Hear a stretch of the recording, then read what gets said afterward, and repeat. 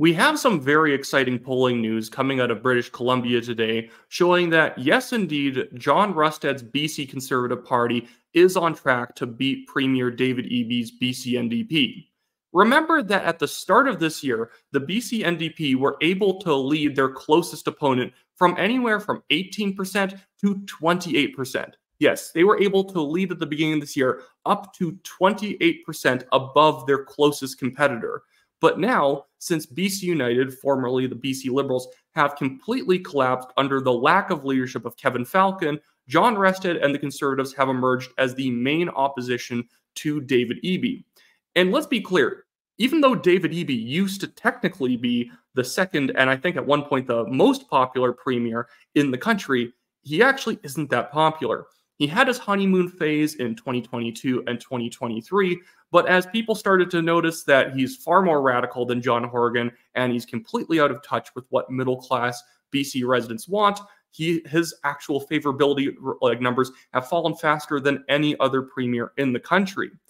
David Eby is deeply out of touch with what a middle-class BC voter wants. He's radical on drug issues. He's a terrible record on affordability. His SOGI agenda is deeply unpopular with BC parents.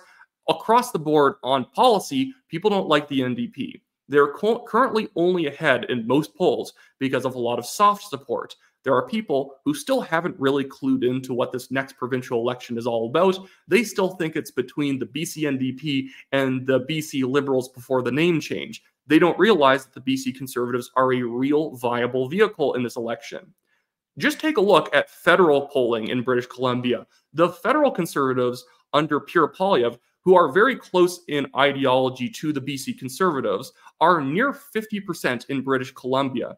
If anything, the BC Conservatives are actually probably a little bit more conservative than the federal Conservative Party. So these two parties should probably be polling fairly close. The only reason that the BC Conservatives are not polling up to where the Federals are yet is just because name recognition hasn't caught up yet. People don't quite know who John Rusted is, but that can all be healed in time with good spending and just from people like paying attention as the election gets closer.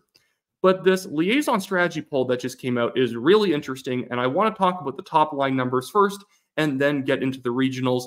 They're utterly abysmal. But before I get into that, I do want to say if you guys live in British Columbia and you support the BC Conservative Party, as you should, they're an actual good party and they're not crazy like David Eby, please consider donating to the BC Conservatives. They do not pay me to promote them. They do not pay me to get them donations. I live in Alberta, but I'm just basically telling you guys, if you want a change in government, you have to donate to them. If you donate $100, you get 75% of it back in a tax credit. The BC Conservative donation link is in the description of this video below. But without further ado, here is the liaison strategy top line numbers. The BC NDP are at 40%, the Conservatives are at 38%, the Greens are at 10%, and BC United is at 9%. Which is really funny because about 2 months ago, there was a scuffle between the BC Conservatives and the United on who was going to be the main opposition to David Eby. Even back then, the United Party was like 10% behind the Conservatives, but now I think we can say that the BC Conservatives have successfully vanquished the United, and now they're moving on to smash the NDP. And more pessimistic viewers might be thinking, well, the NDP is still ahead. How could the NDP possibly be ahead? Again, it's a lot of soft support. It's a lot of voters who are merely, whenever a pollster calls them up, just telling them that they're voting for the party that they voted for last time. Most people tend to just default to what they've done previously. But as the election date looms closer, when people start taking the decisions of the election more seriously, they are probably going to start migrating towards the Conservatives. The fact that the Conservatives are in a statistical tie right now with the NDP, there's a 3-point margin of error, so it is a statistical tie. This demonstrates that the BC Conservatives can easily win this election if even well before the writ is dropped, they are tied with the NDP. Who's to say they can't get up to where the federal Conservatives are, 45%, 47%? It's very doable. As you see the trend line here in all of the polling that's been done in British Columbia, it has just been upward momentum across the board. even in polling from polling firms that are a little bit more pessimistic about the performance of the BC Conservatives, even they have had a steady rise in the BC Conservatives polling. I think one of the pollsters showed that the BC Conservatives were down like 10 points on the NDP, but even that was an improvement over 2.5 months ago when they showed the BC NDP leading by 14 points or 15 points. Every pollster is showing that the BC Conservatives are doing well. And the regionals of this poll should be what are keeping people like David Eby up at night, because it is not good for the NDP and it shows that they have no room to lose voters. So let's start off with the region actually that the BC NDP does the best. I think, let's start off with the worst news for the BC Conservatives. So currently on Vancouver Island, the BC NDP are leading the Conservatives 43% to 23%. In fact, the Greens are actually in second place on Vancouver Island at 24%, which is actually good for the BC Conservatives because the Greens have the capacity of holding on to their 2 seats and denying those seats to the NDP. Right now, the polling would suggest that the Greens will only hold on to 1 seat, but with proper campaigning and concentration of resources, they can probably ward off the NDP in both of those seats. But in Metro Vancouver, so the BC Conservatives even went in third place, to finish up on Vancouver Island. The BC Conservatives, even in Vancouver Island, with a third place showing of 23%, can still win a couple, like 2 to 3 seats on Vancouver Island. In the north of the island, in more rural areas, the BC Conservatives have a far stronger appeal than the NDP. The NDP are pretty much just at 43% because they do really well around Victoria. Outside of Victoria, it becomes a far more even neck-and-neck race between the NDP and the Conservatives, depending on the riding. Okay, well, now let's move on to Metro Vancouver.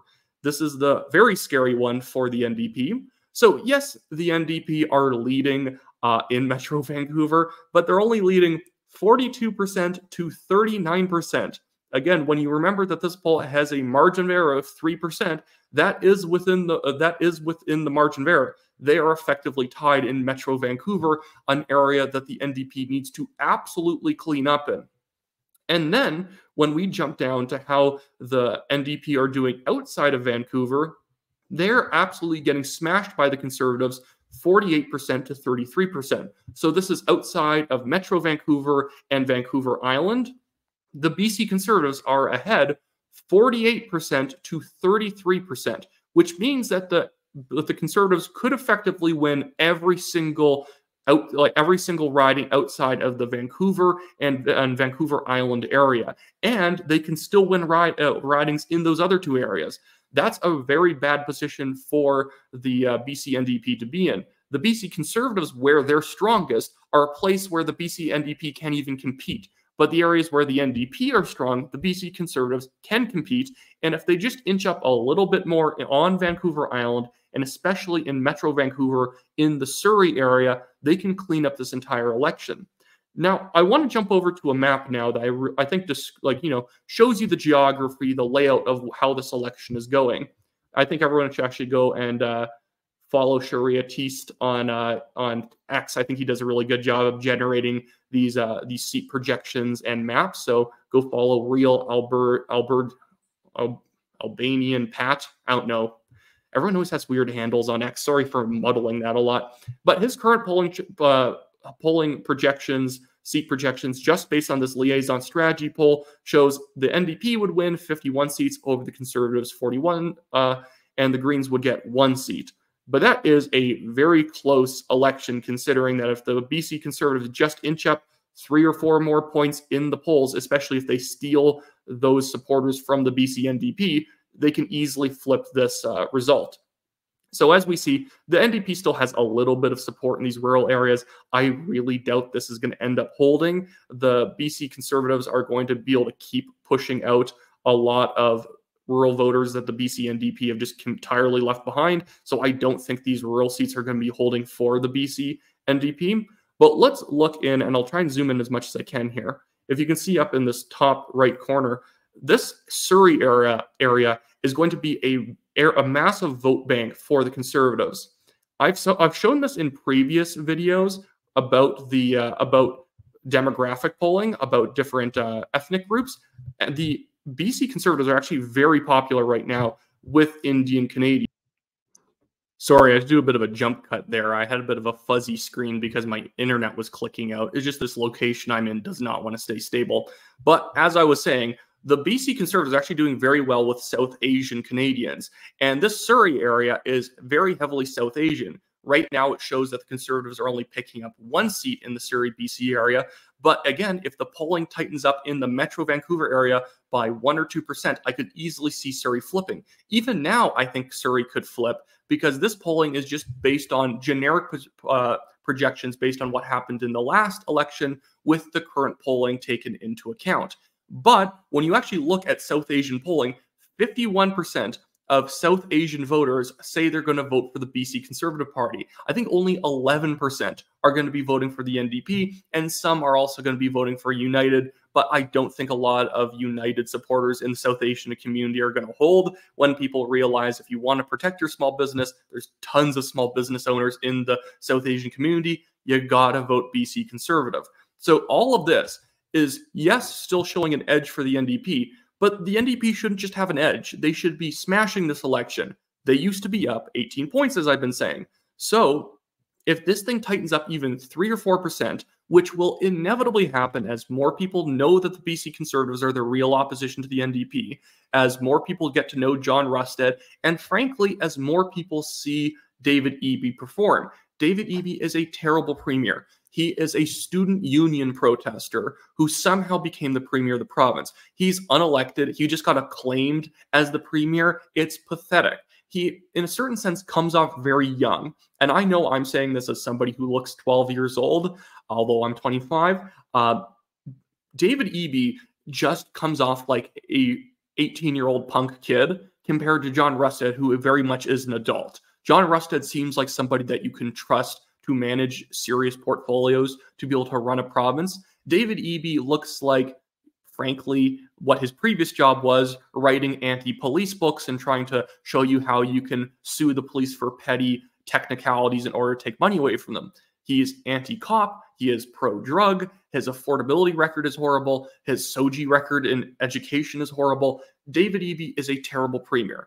And so the fact that this election is this close right now proves that David Eby can't win. It's like, I've seen this before. It's like whenever there's an incumbent president in the United States and somehow they don't have a strong advantage over an unknown challenger. I'm trying to find a good example of this, but there's been some times in, it's like, I guess, Jimmy Carter and Ronald Reagan. Jimmy Carter had very weak polling. He was still ahead of Ronald Reagan for much of the race early on. But the fact that you're only a little bit ahead of your opponent who hasn't even been nominated yet is a big issue. The BC Conservatives only have 4 seats. And if they're this close with as little bandwidth as they have, as little spending as they have, imagine what's going to happen when the BC Conservatives actually have a lot of money. The BC NDP are still out fundraising them, but I think in the next 2 to 3 months, the BC Conservatives are going to pack away cash and be able to swamp the BC NDP in the fall. The BC NDP are relying on voters who they disrespect.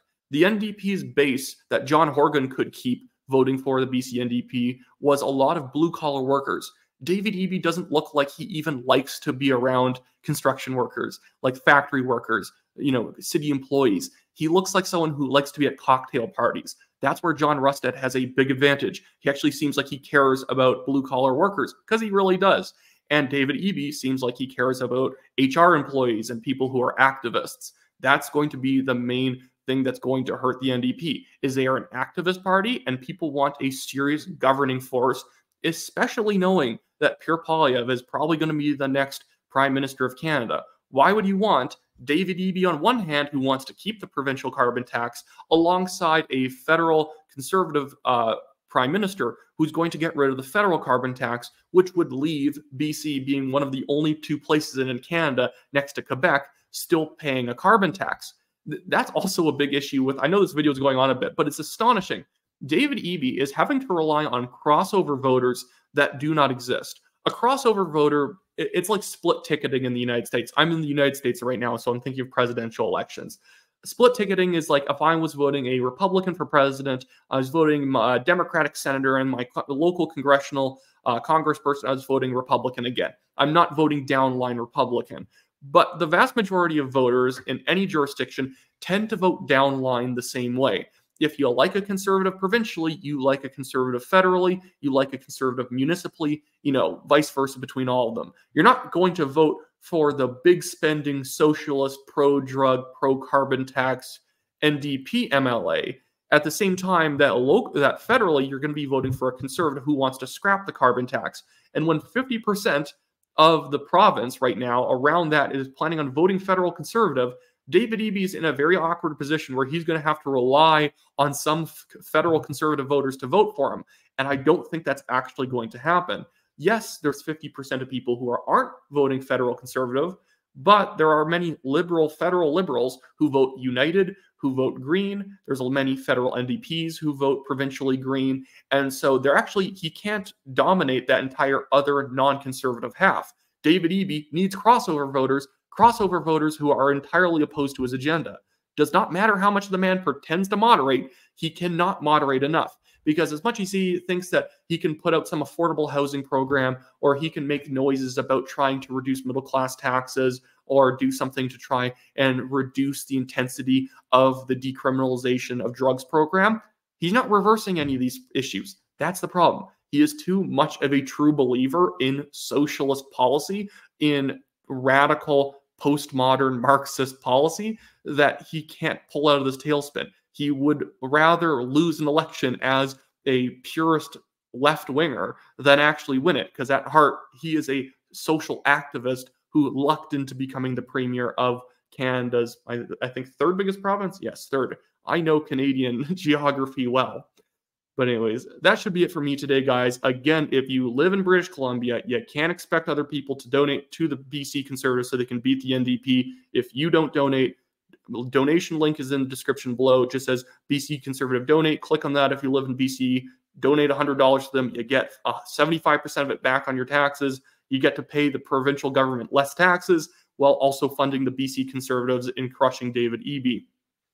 And then if you don't live in British Columbia, but you still like hearing me talk about provincial politics, even if it's not a province you live in, you can donate to my legal fund, the Give, Send, Go link in the description below. It really helps me and the National Telegraph out a lot. We have a billionaire Chinese developer suing us for nothing. He's suing us for defamation, and in 2.5 years of this case going on, still hasn't been able to prove or even show any evidence that would even suggest that we defamed him. It's just him throwing paperwork at us to try and punish people for having even referenced something bad about him. We never even reported anything new about him. We just referenced an old report about him because he happened to be relevant to something else that we were investigating in an article. But anyways, that should be it for me today, guys. So donate to the BC Conservatives or in BC. Donate to my legal fund if you can. If you want to sign up on my website for updates on local political happenings, you can go to wyattclaypool.com in the description below and sign up to that contact list. Have a great one, everyone.